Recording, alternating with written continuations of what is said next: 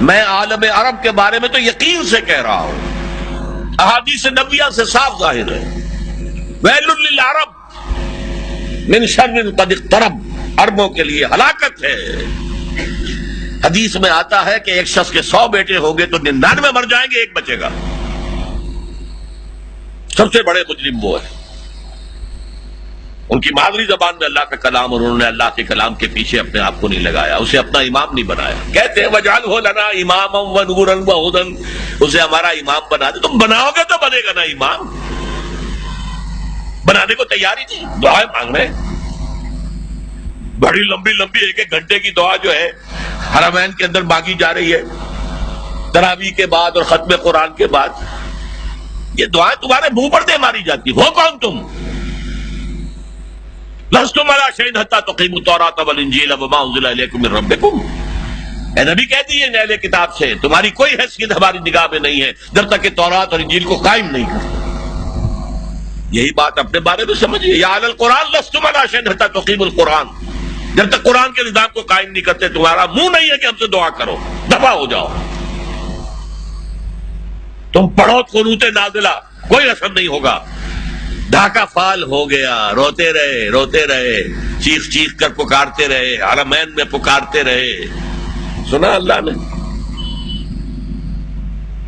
ابھی مرا ہے وہ جگجیت سنگھ اروڑا، جس کے سامنے یوت الجزیۃ عن ید وہم صاغرون، آپ کے جرنیل ٹائیگر نے اپنا جو ہے ریوالور پیش کیا تھا۔ جگجیت سنگھ اروڑا یہی کا تھا، گجرانوالے کا۔ بہرحال ابھی ایک امید ہے، جب تک بھی اللہ تعالیٰ مہلت دیتے، لیکن اس کا راستہ کیا ہے؟ پہلے تو میں امید افزا باتیں آپ کو بتا دوں۔ احادیث صحیحہ میں اس کی خبر دی گئی ہے کہ قیامت سے قبل پوری دنیا میں اسلام کا نظام قائم ہوگا، اور یہ اتنی پختہ حدیثیں ہیں کہ جو شخص ان کو پڑھ کر بھی شک کرے اس بات میں سمجھتا ہوں اس کا ایمان حضور پر نہیں ہے صلی اللہ علیہ وسلم۔ میں پڑھ نہیں سکتا، وقت نہیں ہے اتنا، لیکن ہم نے نوید خلافت کے نام سے 4 ورقہ بہت لاکھوں کی تعداد میں شائع کیا ہے۔ غلطی ہوئی ہے، آج بھی مجھے لے آنا چاہیے تھا 200-400 آپ کو تقسیم کرنے کے لیے۔ دوسرے اشارے ہیں، یہ پہلی بات تو ایسی ہے 100% کہ جس میں شک نہیں مجھے، جتنا مجھے یقین ہے کہ مجھے موت آئے گی، اور جتنا مجھے یقین ہے کل صبح سورج طلوع ہوگا، اتنا ہی یقین ہے کہ پوری دنیا پر اللہ کے دین کا غلبہ ہوگا۔ اس وقت یہودی اور عیسائی اسلام کو مٹانے پر تل گئے۔ عیسائی یہودیوں کے اعلی کار ہیں، اصل جو یوز کر رہے ہیں انہیں وہ یہودی زائنسٹ، اور یہودیوں کا اصل اعلی کار ویسٹ، وائٹ اینگلو سیکسن پروٹیسٹنٹس، برطانیہ کے لوگ اور USA کے پروٹیسٹنٹس، جنہیں کہا جاتا ہے کرسچین زائنسٹ۔ یہ زائنسٹ ہیں، یہودی ہیں اگرچہ عیسائی ہیں، یہ تلے ہوئے ہیں اسلام کو ختم کرنے میں۔ اقبال نے کہا ہے دنیا کو ہے پھر مار کا روح و بدن پیش، تہذیب نے پھر اپنے درندوں کو ابھارا، اللہ کو پامر دیے مومن پہ بھروسہ، ابلیس کو یورپ کی مشینوں کا سہارا۔ وہ مقابلہ آنے والا ہے، اور اس میں آخری غلبہ اسلام کو ہوگا۔ اس کے لیے پہلے کسی عرب سے مشرقی علاقے کے اندر نظام خلافت قائم ہوگا۔ حضور کی یہ حدیث بھی ہے کہ مجھے ہندوستان کی طرف سے ٹھنڈی ہوا آ رہی ہے۔ اقبال نے کہا میرے عرب کو آئی ٹھنڈی ہوا جہاں سے، میرا وطن وہی ہے، میرا وطن وہی ہے۔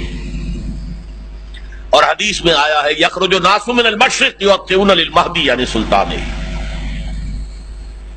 کسی مشرقی ملک میں اسلام کا نظام قائم ہوگا اور وہاں سے فوجیں آئیں گی جو عرب میں حضرت مہدی کی حکومت قائم کریں گے۔ حضرت مہدی کا ظہور تو وہی ہوگا عرب میں۔ لیکن عرب کھوکھلے ہو چکے، عیاشیوں کی وجہ سے ختم ہو چکے، ان میں دم نہیں ہے۔ فوجیں جائیں گی کسی مشرق کی، اب مشرق میں کون ہے؟ ایران ہے، وہ خلافت کا قائل ہی نہیں، وہ تو امامت کے قائل ہیں۔ پھر افغانستان ہے، پھر پاکستان ہے۔ یہ ہے وہ خطے کہ جہاں سے انشاءاللہ خلافت کا نظام دوبارہ ابھرے گا اور یہیں سے پھر پھیلے گا۔ یہ چاہتے ہیں کہ اللہ کے نور کو اپنے منہ کی پھنکوں سے بجھا دیں۔ بش تلا ہوا ہے، اسرائیل تلا ہوا ہے، یورپ تلا ہوا ہے۔ اسلام کو ہم ختم کریں گے۔ اسلام کو مذہب کی حیثیت سے ختم نہیں کرنا چاہتے، رہو، نماز پڑھو، روزہ رکھو، ہمیں کوئی اعتراض نہیں، لیکن اسلام کا سیاسی نظام، اسلام کا معاشی نظام، اسلام کا سماجی نظام، nothing doing, there can be no compromise، ہمیں ختم کر کے رہے۔ الیکشن کے ذریعے سے نہیں ہوگی، حضور الیکشن کے ذریعے سے حکومت نہیں بنا سکتے تھے، بلکہ آیت اللہ خمینی الیکشن کے ذریعے سے قیامت تک ایران کے اندر وہ حکومت نہیں بنا سکتا تھا۔ وہ انقلاب ہوتا ہے، جانے دینی پڑتی ہے، اس کے بغیر نہیں۔ هي الحلقات تحفظني بآيات من القرآن، هي الحلقات تملأني بحب المصطفى العدنان، هي الحلقات تحفظني